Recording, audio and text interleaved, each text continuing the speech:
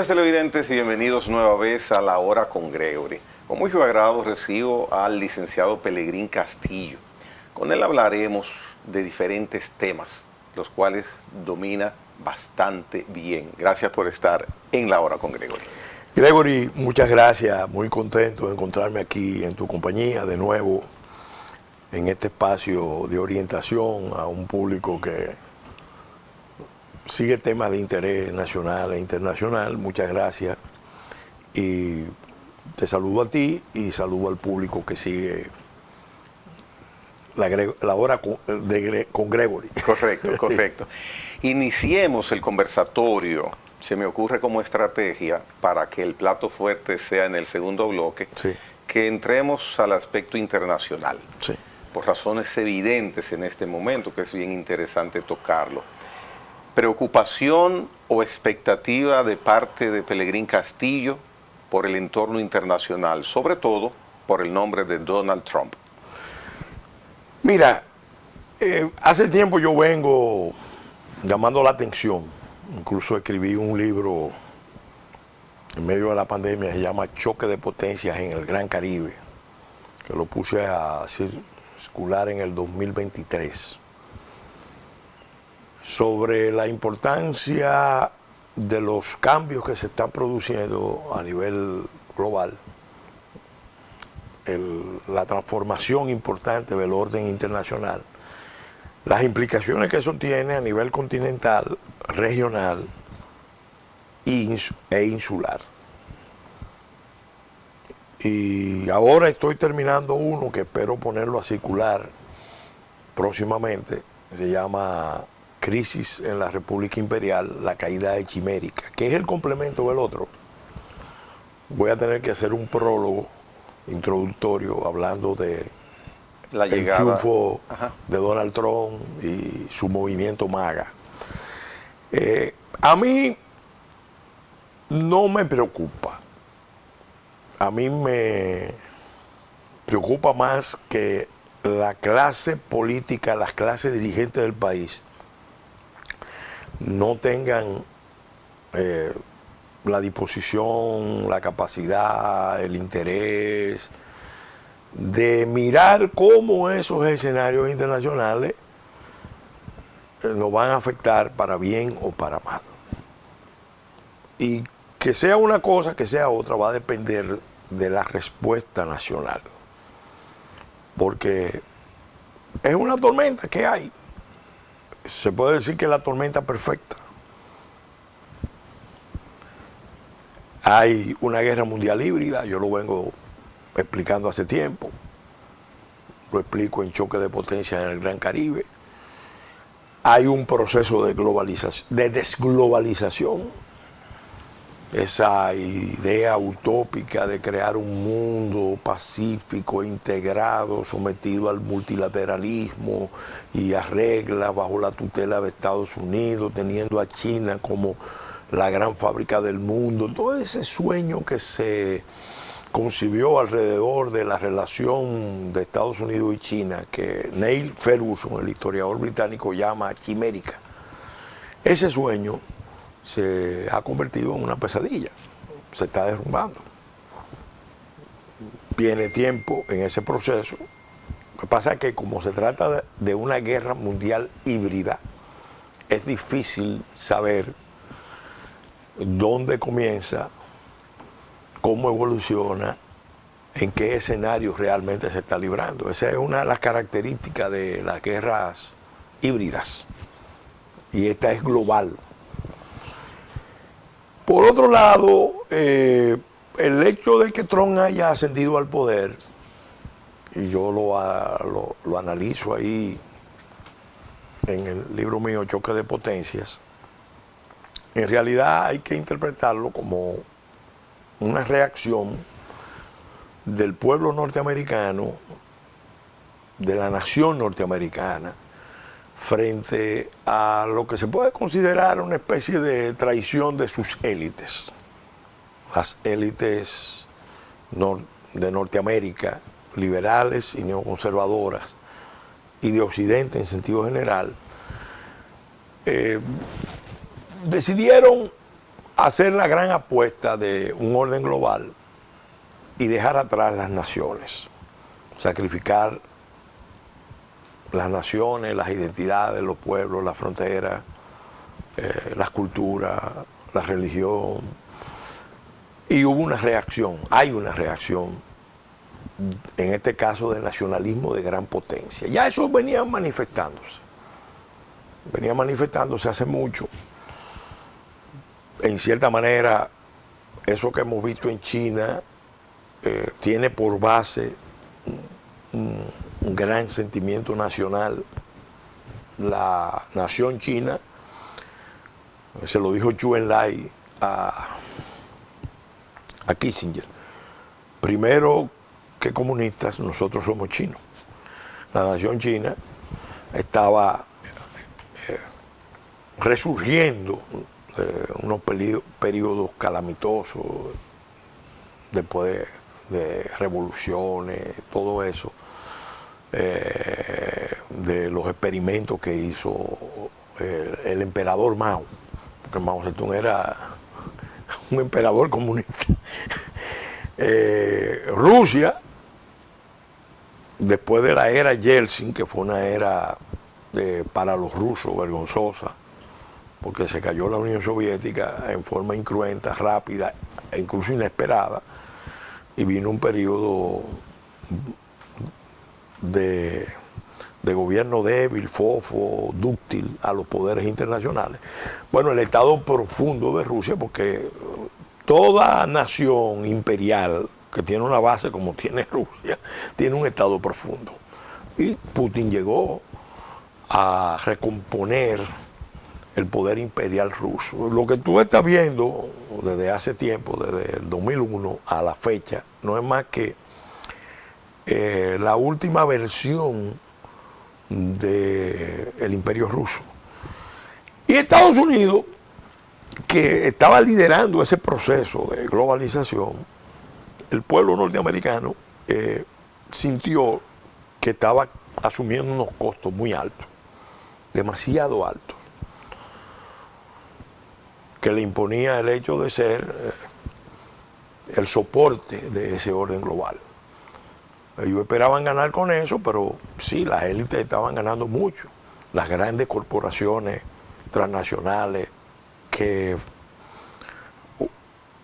ubicaron sus cadenas de suministro, los procesos productivos principales en China, e hicieron esas alianzas con los chinos, ganaban mucho. Pero el pueblo norteamericano, los trabajadores, los agricultores, la gente sencilla del pueblo norteamericano estaba pagando un precio muy alto. O sea que eso fue por parte de las élites un boomerang. Sí.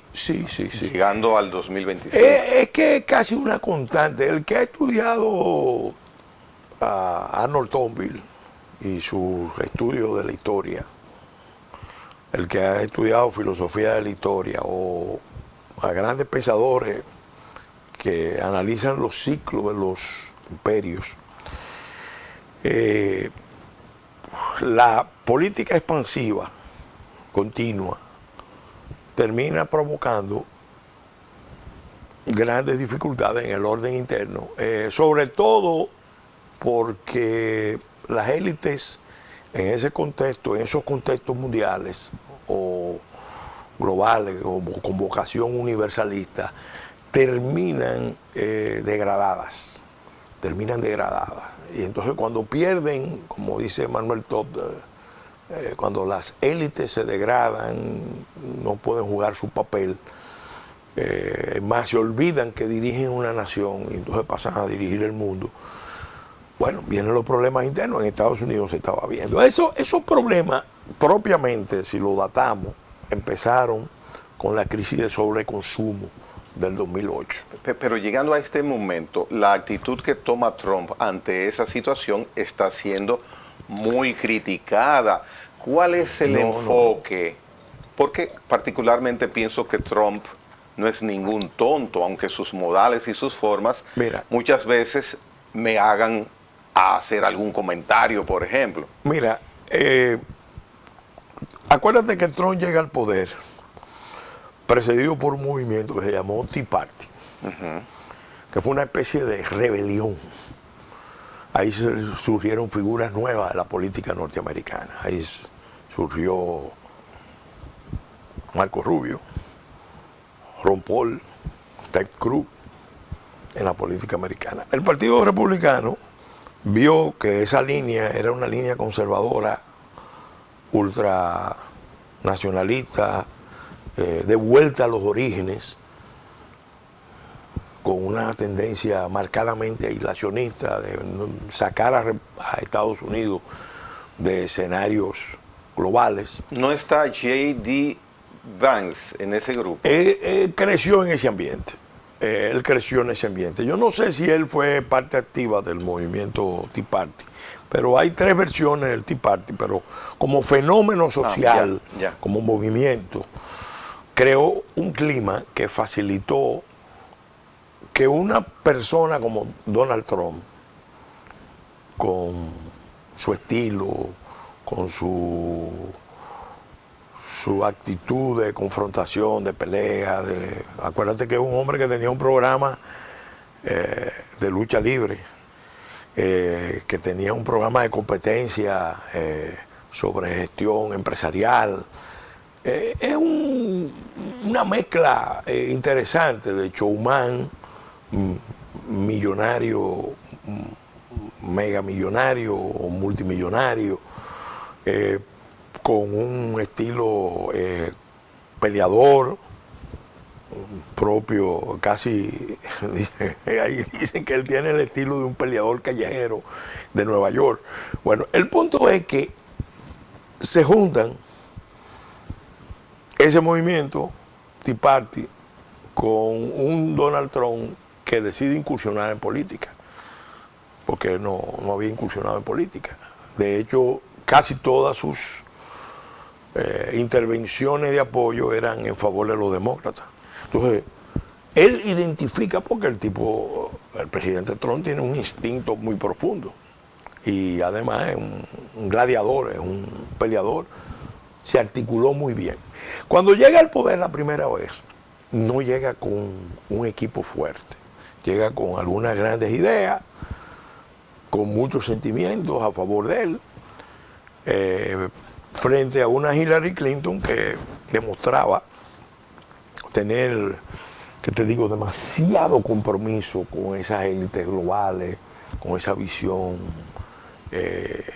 del imperialismo globalista que se desarrolló, tomó fuerza bajo Obama. Mira, Obama lo eligen presidente, esas élites, porque en Irak el prestigio de Estados Unidos se cayó al piso. ¿Cómo liderar la globalización? Después de un incidente donde Estados Unidos aparece montando una operación de falsa bandera para intervenir en un país, con el pretexto de que había armas de destrucción masiva, cuando realmente el objetivo era apropiarse de las riquezas petroleras. Quedó evidenciado. Eso ya no se discute, eso no se discute, y el presidente Trump lo denunció, lo combatió. Sí, sí. Entonces, eso hace que Trump gane, pero él no tenía capacidad para desmontar el Estado profundo. Al contrario, el Estado profundo lo desmontó a él. Desde el primer día, todas esas estructuras que estaban comprometidos con esa visión le abrieron guerra, y fíjate que uno de sus mejores hombres, que ahora reaparece, el general Mike Flynn,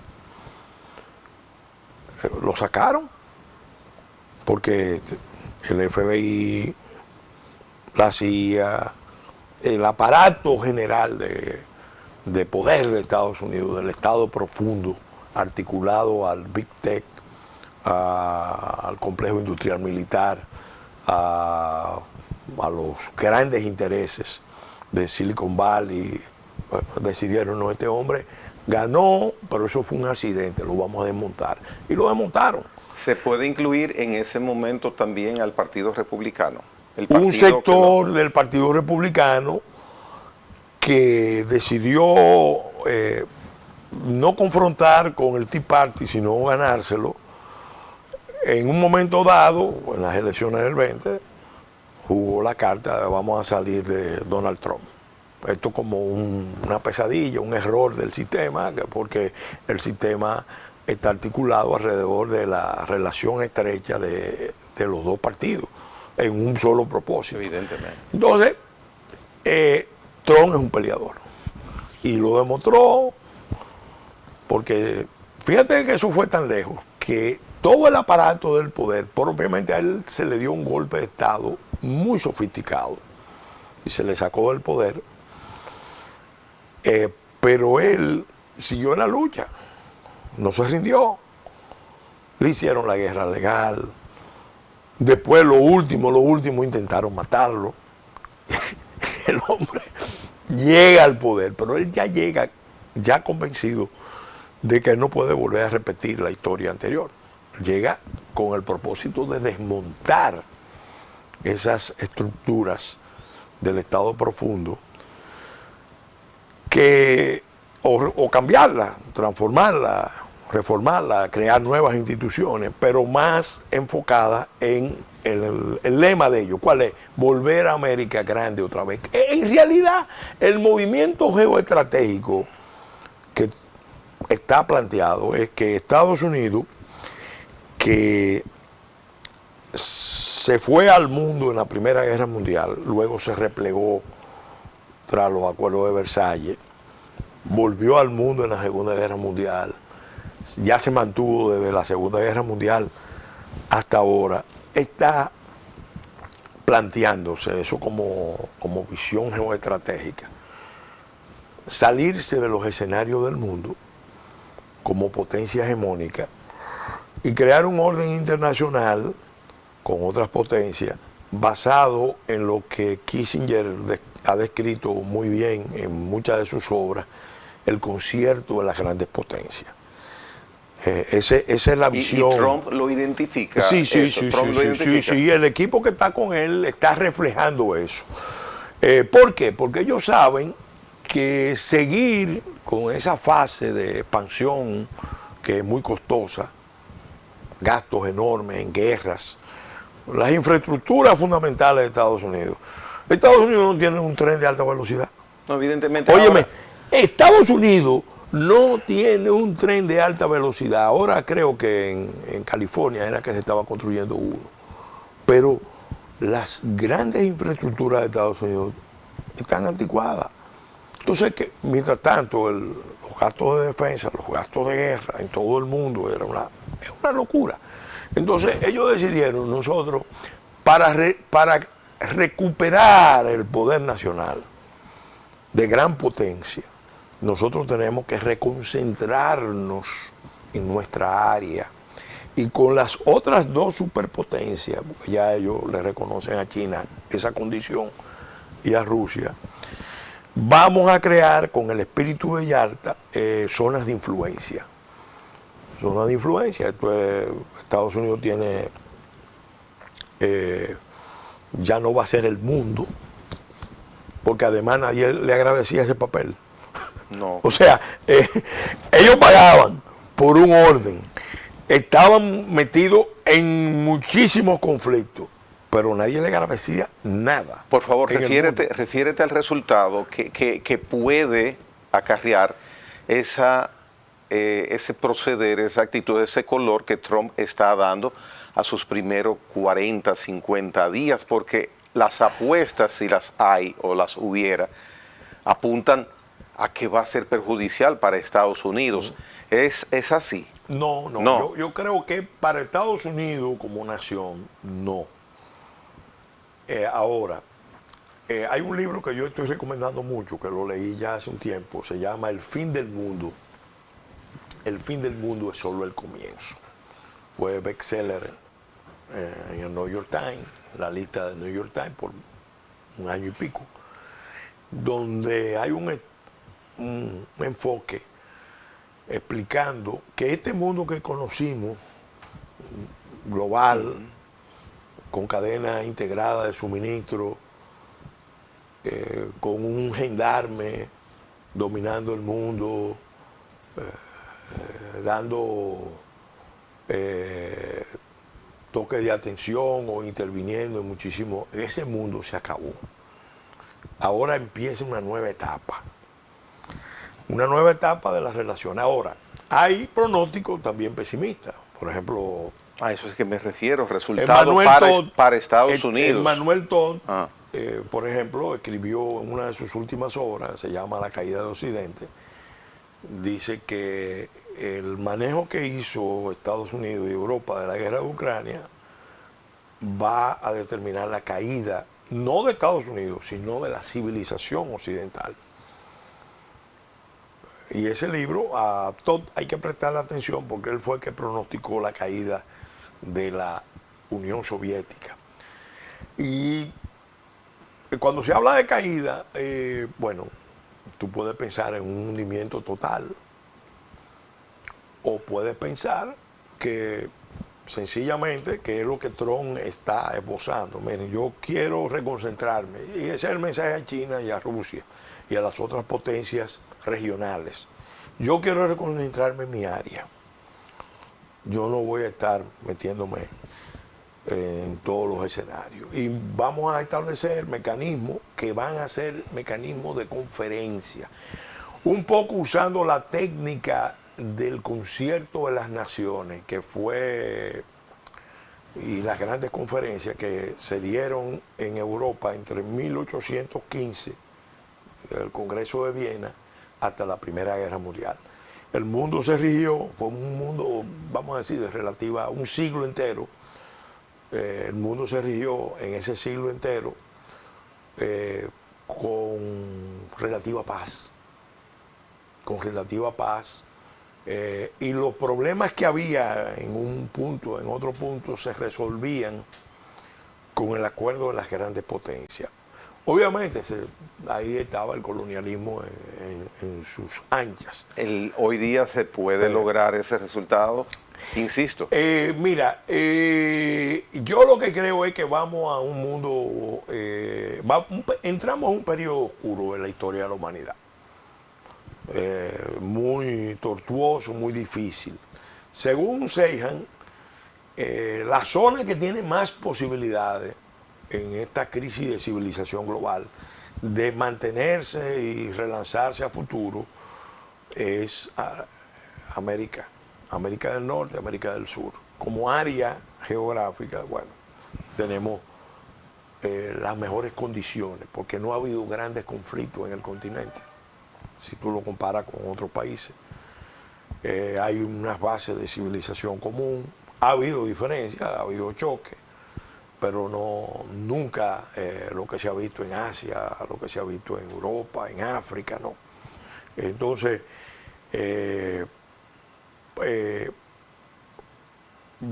se puede pronosticar que el mundo con todo esto va a vivir, ya solo con la deslocalización de la cadena de suministro, el friendshoring, el nearshoring, vamos a vivir otro mundo completamente. Eso es en el escenario de que en ese proceso no se generen guerras. ¿Cómo quedará regionales. Estados Unidos? No, Estados Unidos tiene todavía el liderazgo en materia tecnológica, en materia militar, en materia, vamos a decir, de ciencia, en economía sigue siendo el país más poderoso. Pero esa reconfiguración va a implicar cambios. Y ese ajuste no se va a hacer sin tensiones. De hecho, ellos tienen un conflicto interno también que se está librando. Porque eso que está haciendo Trump ahora mismo con ese equipo es una revolución contra el Estado profundo establecido. Y eso no es fácil, eso tiene unos riesgos, incluso para la propia vida del presidente y su equipo. Todo eso está para planteado. Y uno de mis temores mayores, pues fíjate que Trump vamos a resumir esto. La visión de los liberales y los neoconservadores era darle fuerza al imperialismo globalista, que rigiera la economía mundial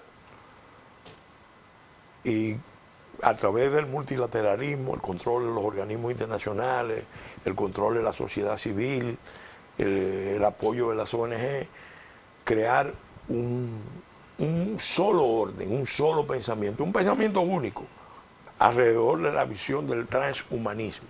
Esa era la idea. Ese gobierno mundial, bueno, lo representaban muchas instituciones. Una de ellas era el Foro Mundial de Davos. Ahora, ¿qué pasa?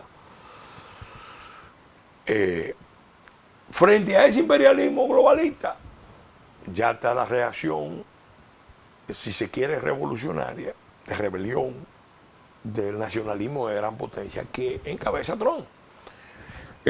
Porque, ¿cuál es la contradicción? Bueno, nosotros, el pueblo norteamericano, como dice la Constitución, nosotros, el pueblo norteamericano, no tenemos que servir a los intereses de unos pocos que quieren un dominio mundial, incluso en contra de la línea histórica de Estados Unidos, porque la recomendación inicial de George Washington,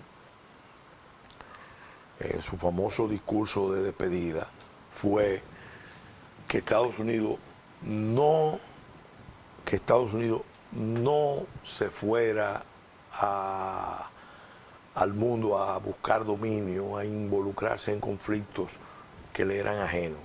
La regla era comerciar con todo el mundo, pero evitar los conflictos. Y esa línea se reafirmó con la doctrina Monroe, primigenia, original, y perduró por mucho tiempo hasta, repito, esos episodios que mencioné, la Primera Guerra Mundial. Fíjate que Estados Unidos se mete, en gran modo decide los resultados de la Primera Guerra, no en el orden militar, sino en el orden político, pero Estados Unidos se repliega y la Sociedad de Naciones, que surgió precisamente para resolver los problemas generados por esa Primera Guerra, dura poco. La Segunda Guerra se la llevó y estamos hablando del siglo pasado. Entonces, ahora hay una aceleración del tiempo histórico. Y para que tú tengas una idea, y lo voy cerrando, de cómo el tiempo histórico se está acelerando. Por ejemplo, China, en 30 años, en términos de urbanización, de tecnificación, de modernización, logró en 30 años lo que a los europeos les tocó 200 años, 300 años hacer. Porque hay ese fenómeno de aceleración del tiempo histórico está ahí. Entonces, ¿qué pasa ahora mismo? Bueno, vamos a ver cómo nos replegamos. Depende cómo se logre eso. Si viene un conflicto interno en Estados Unidos, ese es uno de los temas que hay que preocuparse de eso, o se produce, que es una de las aprensiones que yo tengo, grupos por diversos motivos capaces de producir actos terroristas a gran escala con armas de destrucción masiva, puede ser que el futuro del mundo se torne muy ominoso. Ahora mismo estamos más seguros porque las dos superpotencias que tienen el arsenal de armas nucleares mayores, de armas de destrucción masiva mayores, están ya en plan de entenderse para regir la nueva etapa histórica de la humanidad. Bien, interesantísimo este análisis geopolítico, basado sobre todo en el accionar del Estado norteamericano encabezado por Donald Trump, hecho por Pelegrín Castillo en esta primera parte de La Hora con Gregory. Venimos en breve, hacemos pausa. En breve volvemos.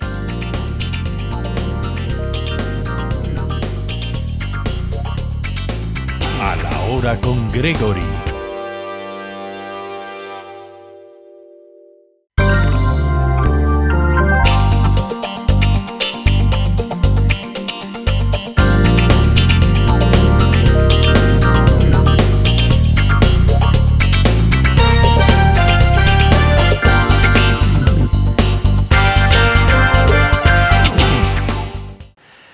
Continuamos con el interesante conversatorio. El invitado de hoy no puede dar una cosa que no sea interesante conversatorio, Pelegrín Castillo. A mi modo de ver, con mi convicción como ciudadano, el tema más importante para nosotros como dominicanos, como nación, el tema Haití, para utilizar una palabra de Pelegrín Castillo, la ocupación natural que existe en República Dominicana por una cantidad indeterminada de ciudadanos haitianos no regulados, no controlados, que están acá. Quisiera esbozar ese tema desde arriba, desde lo más amplio que pueda. Mira, Gregory, lo que se está cometiendo con República Dominicana es un crimen internacional, sofisticado, que es de ejecución prolongada. No empezó hace poco, tiene tiempo ejecutándose. Es sofisticado porque es de alta inteligencia y mucha gente no lo percibe. Haití es un estado fallido, pero es una nación emblemática. ¿Qué frase? Sí. Es tan emblemática que fíjate que África, el presidente Ruto acaba de anunciar que va a proponer a la Unión Africana que Haití sea designado parte de África, la sexta región africana. Ahí no está claro si esto no es más que una respuesta de Ruto a Washington, a la administración Trump, que está planteándose temas como la gestión de la franja de Gaza como un real estate de Estados Unidos. En el fondo yo creo que Trump lo que le está diciendo a los países árabes, ocúpense de esto, porque si ustedes no hacen lo que tienen que hacer con la franja de Gaza, entiéndase Egipto, Arabia Saudita y Jordania, que son los tres más llamados a jugar un papel ahí, pues entonces nosotros nos vamos a ocupar. Pero el hecho de que Ruto haya propuesto que esta va a ser la sexta región de África, Haití, aquí al lado, se da en un contexto que no podemos desconocer. La administración Trump acaba de acusar a Sudáfrica, que es uno de los líderes de África, de ser un país racista que está cometiendo una especie de limpieza étnica contra los blancos afrikaners, las comunidades europeas que florecieron, de cultura europea que florecieron en África y que hicieron de Sudáfrica su tierra. Entonces, todo eso también se da en un contexto en que Sudáfrica es la nación que acusa a Israel de apartheid ante la Corte Penal Internacional. Pero Estados Unidos acaba de decir que le va a retirar a la Corte Penal Internacional toda protección y que va a considerar a ese organismo de Naciones Unidas como un organismo hostil, que hostiliza a sus aliados y hostiliza a los Estados Unidos. Entonces, que el presidente Ruto haya hecho esto es algo que llama la atención, pero en cierta manera no sorprende por una razón. Se escogió a Kenia en parte porque la patria del papá de Obama, y Obama es el que ha estado en la estrategia desde hace tiempo. Desde hace tiempo de usar ya la fuerza de África para venir a Haití. O sea, Obama no está al margen de la presencia de la milicia keniana en Haití. Oye, lo que pasó en la administración Biden, en todos los terrenos, tiene la marca de Barack Hussein Obama. En el tema de Haití. No, y en muchísimos otros temas. Porque Obama en realidad era el presidente en la sombra. Biden estaba ahí muy limitado, con muchos problemas conductuales, de comprensión incluso, problemas cognitivos, que eso se veía. Y quien manejaba ese aparato era el establecimiento, y la figura más importante del establecimiento era Obama. Entonces buscan a Kenia para que venga a jugar ese papel. El argumento era que América Latina se replegó, América Latina se ausentó, y es verdad.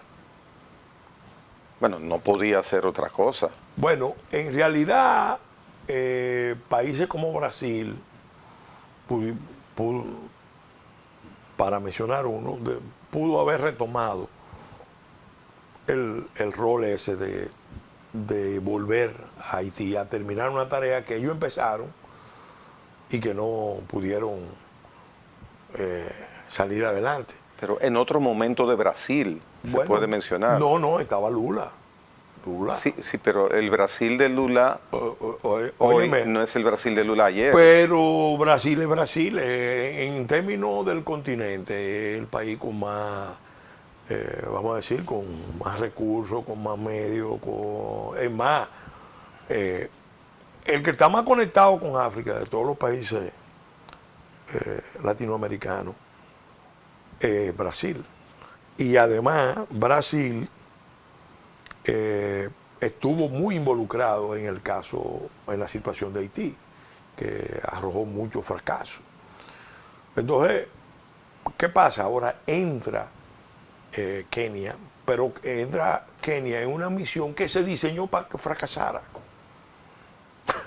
¿Cómo va a ser? Sí, porque el objetivo, por eso que yo digo que es un crimen internacional contra República Dominicana. El objetivo es que esa crisis escale y esa crisis se trasvase a la isla de Santo Domingo. Y que trasvasada a la isla de Santo Domingo, a esta parte, bueno, se gestione ya con un enfoque de intervención internacional.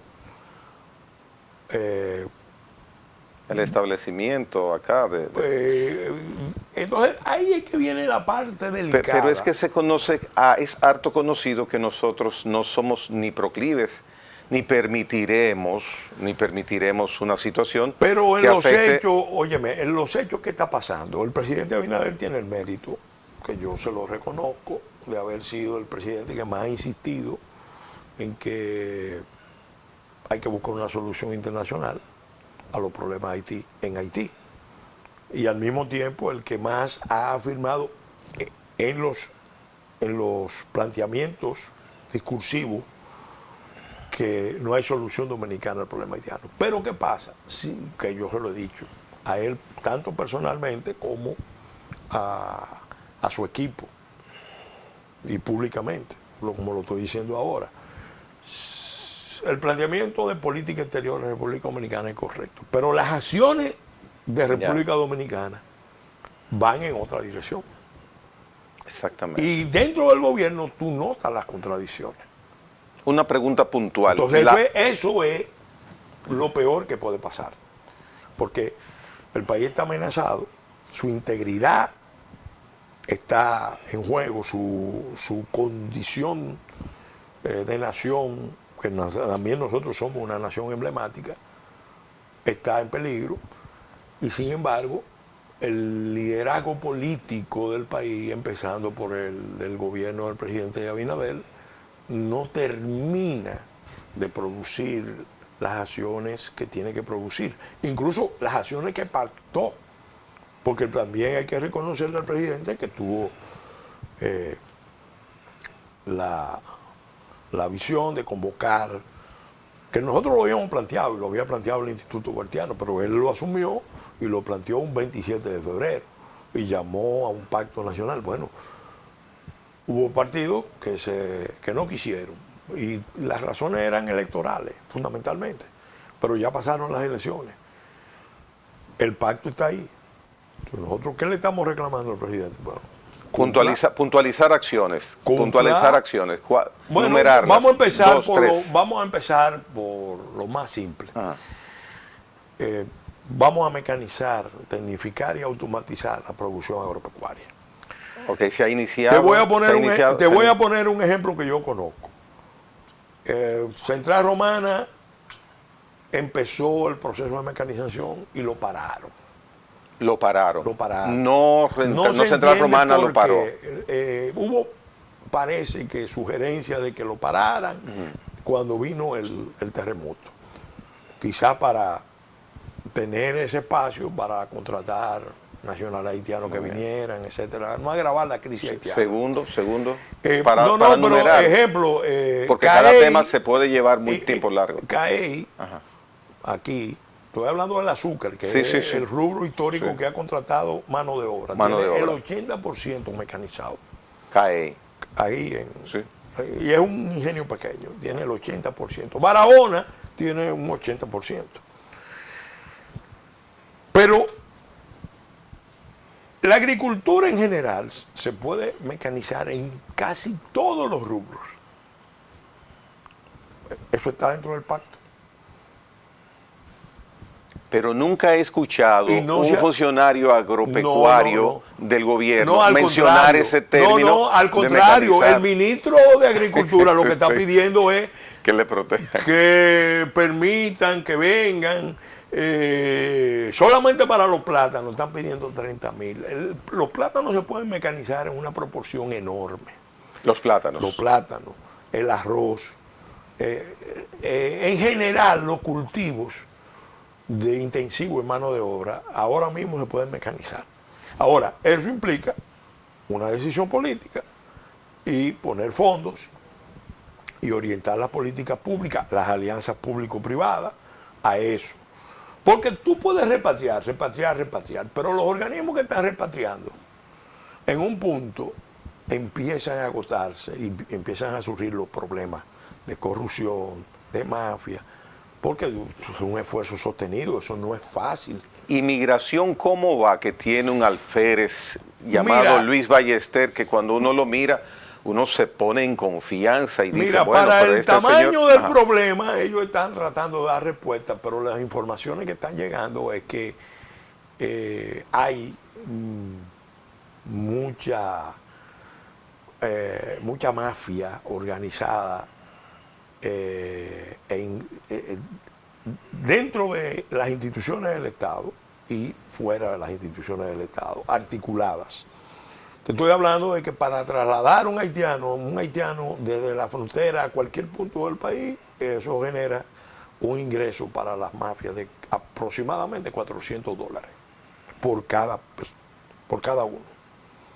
Pero ¿y cómo? Bueno, por el retorno, lo que dice José Ricardo Taveras, que hay en la frontera una puerta giratoria. Hay un problema que no se ha resuelto.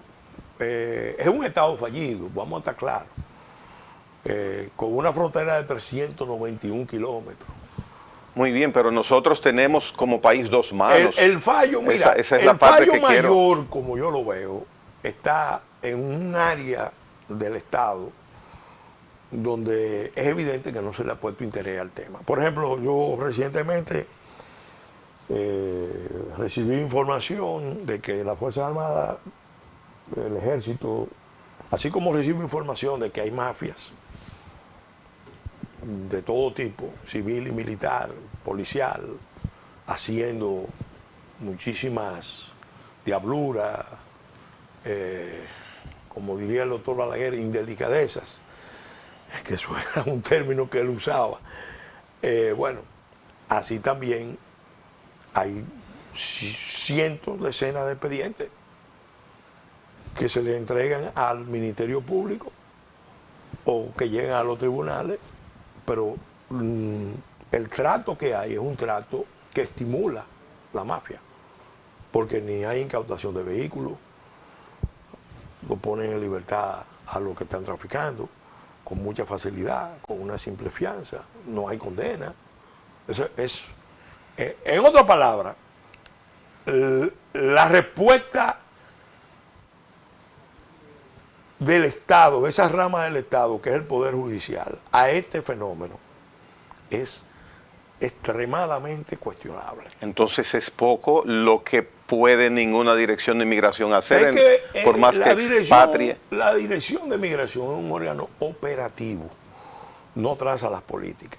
Ahora, las políticas generales, por ejemplo, ya se pactaron y se firmaron, el presidente la firmó. Te mencioné la agropecuaria. Tú puedes reducir la necesidad de mano de obra haitiana en un 20%. 70%. Sí. ¿En la agropecuaria? Sí. Sí, claro. En la mayoría de los rubros importantes. Segundo, reorienta las políticas de subsidios sociales del Estado. Y eso es a la simple firma del presidente. Por ejemplo, Ejemplo, ¿cómo, yo te pregunto, qué justifica que a los dominicanos que le están dando bono luz, bono gas, solidaridad, supérate y otras cosas más, les retiran los beneficios desde que aparece en una nómina pública, en una nómina de una empresa formal? ¿Qué justifica eso? bueno, que tiene un ingreso que ya no hace Tú no necesario que puedes- el Estado lo asista. No, porque tú no puedes usar los subsidios públicos, por ejemplo, para desplazar la mano de obra. Mucha gente dice, si yo tengo un ingreso seguro, me voy a la informalidad. Entonces, las políticas públicas están estimulando la informalidad y entonces esa es una reforma que es fácil de hacer. El presidente solamente tiene que decidir que todos los que están trabajando, formalmente, con ingresos menores, salarios menores, con trabajo temporario, porque tú entras a un trabajo temporario y pierdes los subsidios y después no lo puedes recuperar. Entonces tú estás desplazando al dominicano, que se va a la informalidad, porque hace un cálculo, me la busco en la informalidad y recibo el salario, el bono luz, bono gas. En otras palabras, pareciera que los subsidios públicos son dados para desplazar al dominicano suavemente del trabajo formal. Entonces, eso se ve mucho en la industria de la construcción, porque son trabajos temporeros. Tú entras a trabajar en la industria de la construcción, no es un trabajo permanente, trabajo de obra. Entonces, esa es una medida simple de tomar. Tercera medida, el Estado, y ya yo he hablado con muchos ingenieros y todos están contestes, un país que tiene un déficit de 1 millón de viviendas, que tiene una industria de la construcción altamente cartelizada, debe ya hacer una reforma estructural. Y las viviendas rurales, las viviendas urbanas, estoy hablando de viviendas populares, bien pudieran ser el resultado de el prefabricado. Industria, incentivar las industrias de prefabricado. Eso está en el pacto. Ahora, ¿cuánta mano de obra tú te vas a ahorrar? Bueno, muchísima. Entonces, esos 3 puntos que ha mencionado. No, te pudiera mencionar. Muy bien, pero. Te pudiera mencionar perfectamente 30, 40 puntos que están en ese pacto, que uno nota que ni siquiera los más fáciles de ejecutar, tú no ves la voluntad. Entonces, en cuanto a voluntad y como ejemplo de esos 3 puntos que ha mencionado, pienso que la decisión del Ejecutivo, del presidente, es determinante si él lo decide. Estoy equivocado. Yo podía entender la posición del presidente bajo la administración Biden, porque todo el mundo lo sabía. Incluso el secretario de Estado, siendo senador, Marco Rubio, lo denunció. Cuando él dijo, por eso yo hablo de crimen internacional, que había sectores radicales del Partido Demócrata interesados en generar una crisis que provocara el traslado forzoso, que es el crimen, de población haitiana a territorio nacional, y le puso cifras, 3 millones. Cuando él dijo eso, bueno, todos sabíamos que había toda una estrategia de esa gente interesada en eso, incluso para forzar una intervención internacional. Porque los planes están escritos. Desde el 2019, el Instituto Nacional de Migración, el gobierno de Danilo Medina, elaboró los planes de apertura de campamentos. ¿En dónde? En la frontera. Ahora en la frontera está la tierra rara, están las minas grandes de oro, está el mejor puerto de todo el Caribe. Entonces hay muchos intereses nacionales e internacionales que bien pudieran apostar a una intervención internacional en la isla y desarrollar la visión del tercer espacio insular. Y a partir de ahí ir generando supuestamente una nueva realidad geopolítica. Ya vemos a África diciendo, esto es de nosotros. Hay que ver las implicaciones. Pero usted confía que no, que eso no es posible acá. ¿De qué? De que se logra acá tener un tercer espacio y que nosotros seamos formalmente Pero se está receptores. trabajando para eso porque la frontera está abandonada. Las comunidades dominicanas, su población está cayendo y los haitianos están entrando. Y los empresarios, ¿tú sabes por qué todo esto tiene su origen en un hecho? Bajo la administración, bueno, en diferentes gobiernos, porque no es un problema de un gobierno, este es un problema del Estado y de las clases dirigentes. A nosotros nos amarraron al esquema de ser Estado pivote, Estado tapón, Estado tutor de Haití. Haití, nación emblemática, Estado fallido, pero lo peor de todo, descartado. ¿Quién maneja la crisis? El vecino. Hay gente de aquí que dijo, bueno, vamos a usar a Haití y los haitianos y sus crisis como la moneda de cambio para nosotros negociar con los poderes internacionales. Ellos no estaban pensando en nación, en que hay una nación dominicana. Ellos estaban pensando en que si la manera de evitar un conflicto es que los dominicanos vayan para afuera, incentivar la salida de los dominicanos. Porque, y eso está en documento, eso lo propone el Parlamento Europeo en el año 1999-2000. Y cuando tú miras los números, República Dominicana, solo México supera a República Dominicana en el otorgamiento de visas de residencia. Oh. A gente que si tú le aplicas lo... No es que somos agraciados ni No, tenemos un privilegio. es intercambio de poblaciones. Bien. Ese es el crimen internacional. Bien, hacemos una pausa porque verdaderamente este tema hay que seguirlo escuchando, sobre todo de personas que como Pelegrín Castillo, desde mucho tiempo tiene esa preocupación, que es la que nosotros tenemos, cada dominicano tiene. La suerte es que el doctor Castillo, Pelegrín, la expresa, la maneja y la estudia de una manera persistente Gregory, y consistente. unidad nacional, el pueblo dominicano, los dominicanos que quieren este país, que viven en este país, que tienen el alma y su corazón puesto en este país, tienen que unirse y generar un movimiento que revierta todas esas tendencias. Este es el momento de salirnos de la trampa. Este es el momento de salirnos de la trampa. Si no lo aprovechamos, nos van a destruir y vamos a perder la República Dominicana. Bien. Hasta mañana.